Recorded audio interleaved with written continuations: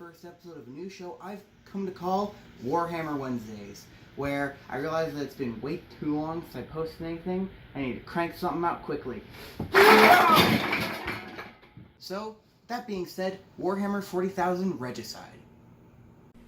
Warhammer 40,000 Regicide was made by Studio Hammerfall Publishing, which, if you're like me and wanted to learn more about them, you won't be following a path for very long, because it basically begins and ends with Regicide.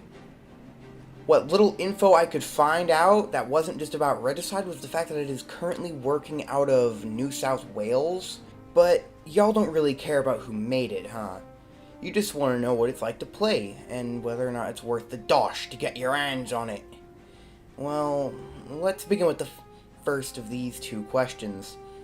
Warhammer 40,000 Regicide is a game about the classic matchup of Space Marines versus Orcs, as you play out your massive battles on a digital chessboard. The game is split into two modes, Classic and Regicide. Classic is just chess. It's literally just chess. Each chess piece is replaced by a corresponding 40k unit, and it's just chess, but with gory kill animations. Smash! Stun!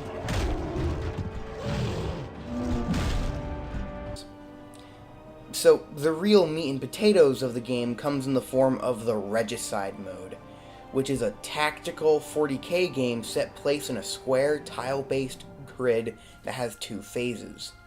The first phase is the movement phase.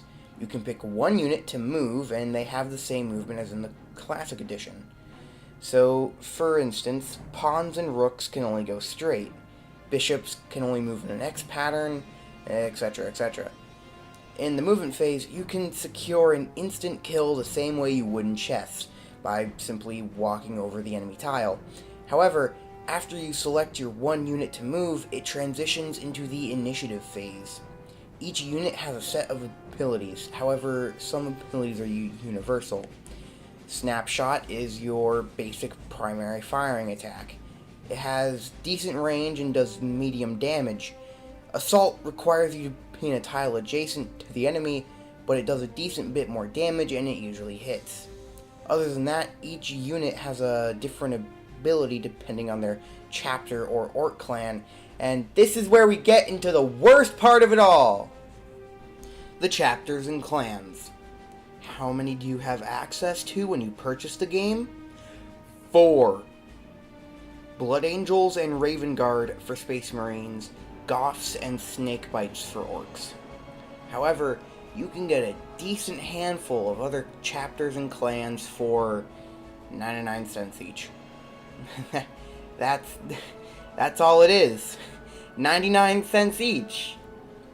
Have you ever been insulted by how low a price is?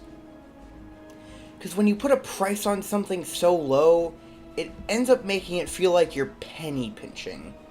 99 cents on top of the regular sale price tells me that they could have made this DLC free without hurting their bottom line, but decided to squeeze every penny out of their players as they could. But, in the end, does any of that really matter? What does matter is whether or not it's worth the price tag. And right now, from today at around July 26th until June 9th, it is on sale for $2.50. And I think that that's probably the best price tag you can get for it. Normally it's $9, and I don't really know if that's worth the asking price. I mean, $10 for like 3 maps, 2 modes, and what is apparently a very frustrating campaign.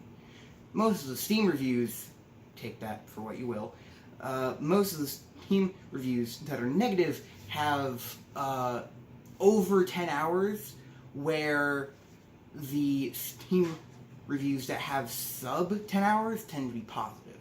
So maybe this is the perfect game to get when you have like $2.50 burning a hole in your pocket in a rainy summer day, because it always rains here.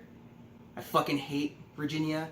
But look, point of the matter is, I think for just 10 hours, this is the perfect game to just pick up, play, and then probably just drop.